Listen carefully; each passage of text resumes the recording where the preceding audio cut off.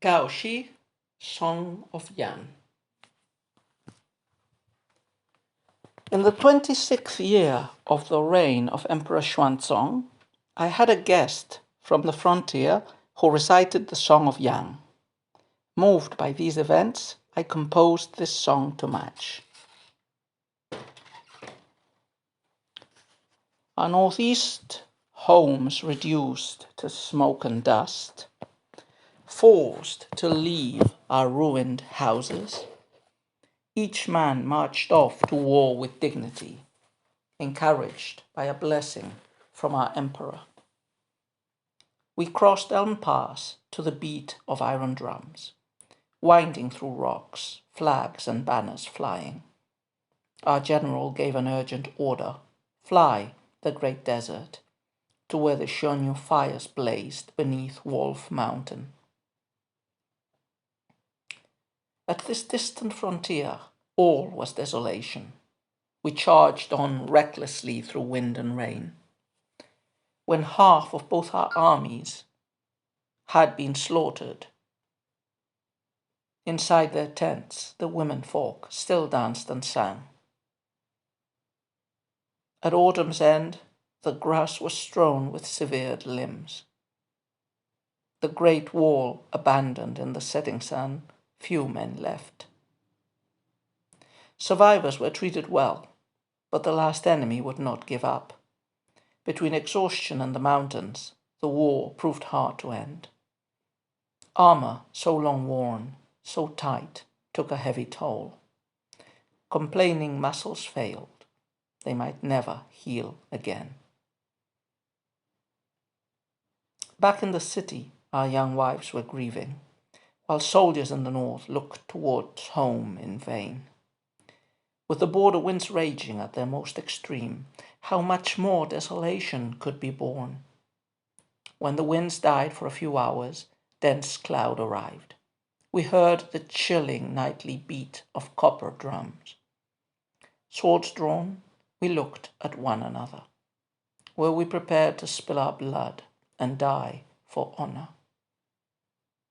Sir, I present to you the agonies of warfare and urge you to remember General Li. So, we enter into a new section, not a very big one, of the 300 Tang poems. The poems in this block are 7-word old-style Juefu. Now, everything that we already said about the Juefu ballads, when we talked about the pentasyllabic old-style Juefu, is perfectly valid here. There's no difference between the pentasyllabic and the heptasyllabic Juefus except for the length of the lines. Both are ballads, and let's make a very quick recap.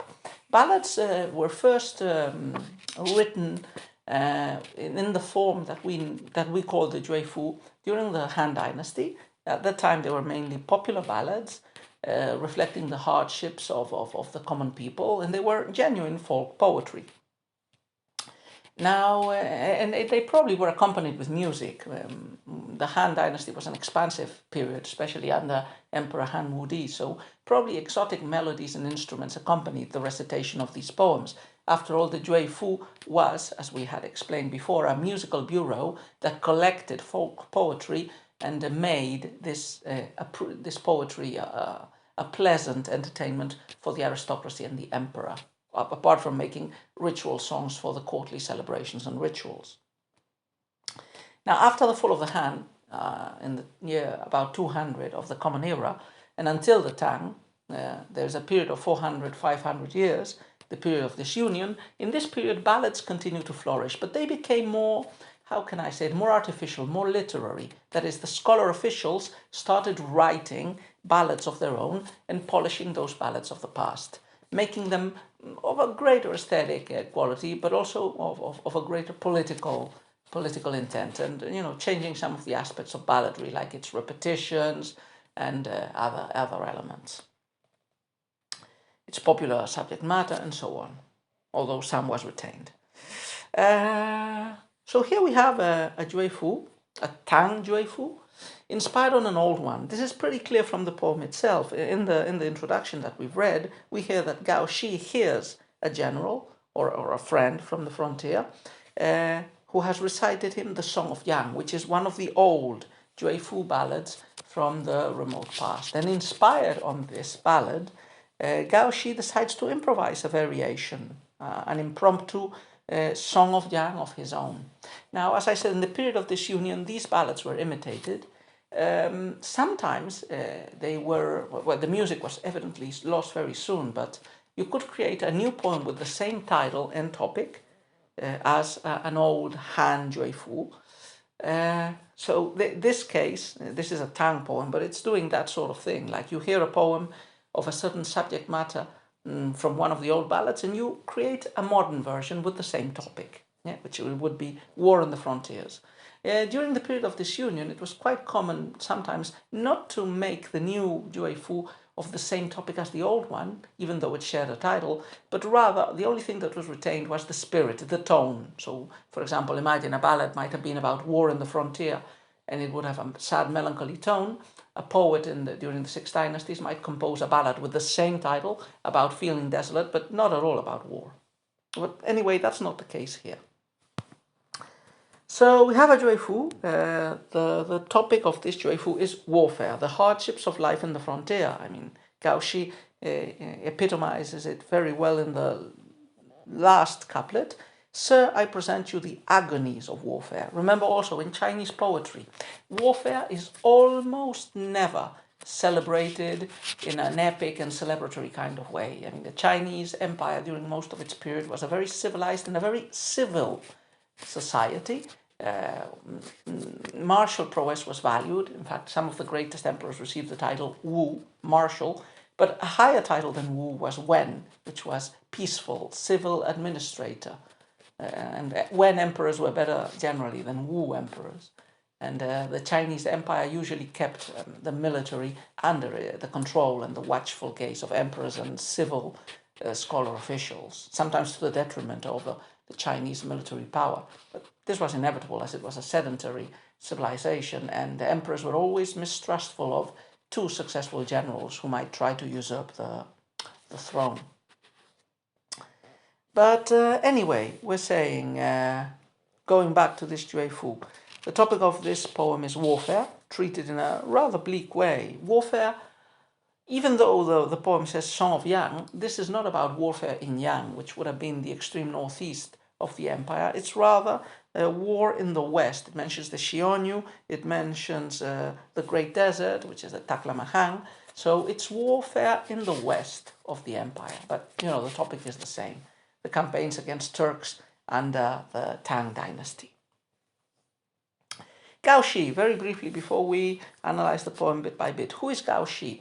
So Gao Shi is a High Tang poet, therefore he lived and worked in the first half of the 8th century, the time of the maximum flourishing of the Tang dynasty and its literary productions. He was a friend, or at least an acquaintance, of some of the major Tang poets we've already encountered, Wang Changling, or Du Hu, or Li Bai.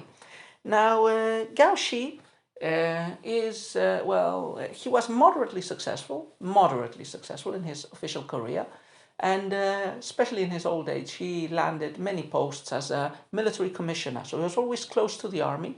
So the poems he wrote about army life were poems that reflected, at least in part, his own experience and his own know-how. He has frequently been tied together with a poet we've already encountered, Sen Shen, who was also typecast, along with Gao Shi, as the two most representative Tang poets for frontier poetry, for describing the hardships and the warfare in the frontiers. And although this is reductionistic, these two poets, both Gao Shi and Sen Shen, wrote many poems that were not about warfare, anthologies like the one we're reading, 300 Tang poems, by selecting their poems about life in the frontier, probably contributed even more to this typecasting. Gao Shi has only 2 poems in this anthology, this one and another one. And I'm not sure what the other one's topic is, but we'll see it when we come to it. Okay, so the poem is divided into 3 stanzas and a final couplet, and it could be said that each of the stanzas represent a main idea. So the first stanza basically describes the parting to war. The army is mobilized. The huts in the northeast are being sacked, destroyed by the barbarians, so the emperor gives the command to launch a military campaign to chastise the barbarians. The second stanza describes the bleakness of the fight, the horrors, the long-lastingness, the alien landscape, the harshness of the fight, the high number of casualties. The third stanza also takes us, well, it continues the same topic as the second one, the harshness of war, but it takes us through a more general background, first by expressing the nostalgia at home and for those who are out of home at the prolongation of the campaign and the war, and also the dangers of night attacks in the barbarian regions. And finally, we get a couplet summarizing the horrors of war and pointing towards a historical referent of these horrors of war. So let's start with the first stanza. Our northeast homes reduced to smoke and dust, forced to leave our ruined houses, each man marched off to war with dignity, encouraged by a blessing from our emperor. So the barbarians have been assaulting the north, burning houses. Those are the smoke and dust to which the northeastern homes in the Yan region have been reduced. So the emperor has decided, okay, you're going out. You've received my blessing to go in a campaign against the barbarians. We crossed Elm Pass to the beat of iron drums, winding through rocks, flags and banners flying. Our general gave an urgent order, fly the great desert, to where the Xiongnu fires blazed beneath Wolf Mountain.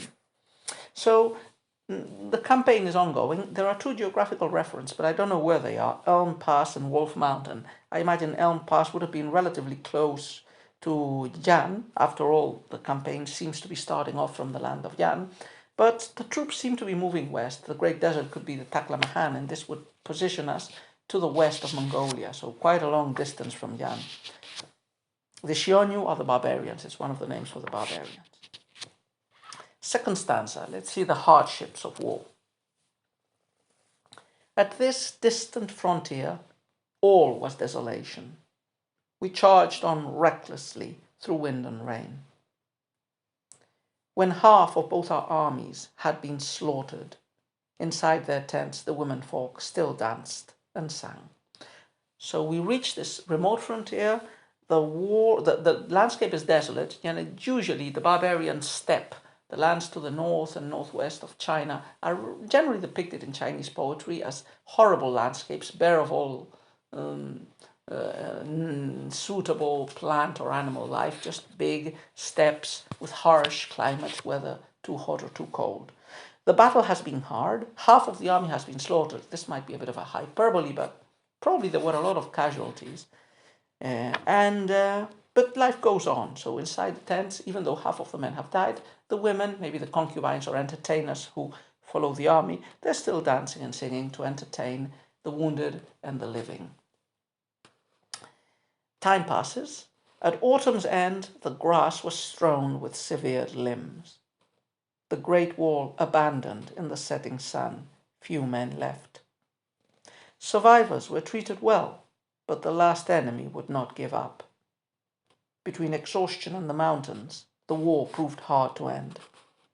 Armor, so long worn, so tight, took a heavy toll. Complaining muscles failed. They might never heal again. So the campaign prolongs itself. It lasts into autumn, desolate autumn landscape with dry grasses, also covered with body parts. So horrible thing for the Chinese mentality. The dead should be buried, and ideally they should be buried in their homeland and in their family plots, because otherwise these dead that have died in the frontier won't receive the proper rituals, and left to the wild, they will be devoured by wild animals. So horrible fate for a Confucian to consider. So few men are left that the Great Wall, you may imagine the fortifications at the frontier, are hardly manned by the remaining soldiers that have survived. And, the survivors are treated well, but the enemy is relentless. So the campaign keeps going on and on. It's tiring. The enemy is tiring. The landscape is tiring. The armor, the metal armor, gets wasted because of the hardship. And the body suffers also injuries that might never heal, physical and spiritual. So war, nothing good about war here.